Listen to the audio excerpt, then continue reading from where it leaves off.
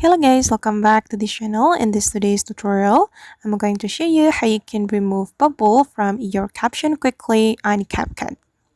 Okay, let's get into it guys. Here I have prepared my project on my Capcut mobile and I'm going to remove bubble from my caption.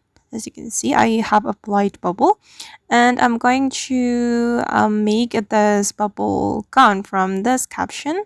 I'm going to make my caption back to normal. If we want to do that, we can click on the caption and then go to the style. Okay, in the style, we're going to scroll all the way to the right around here to find the bubbles option. Okay, and to remove the bubble you have applied to your caption, you can click on this icon.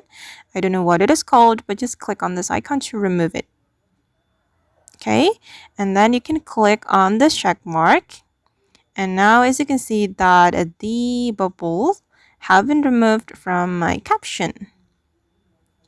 Alright guys, and that's all the way to remove bubble from our caption quickly on CapCut. I hope this tutorial will be useful for you. Thank you so much for watching and see you in the next video.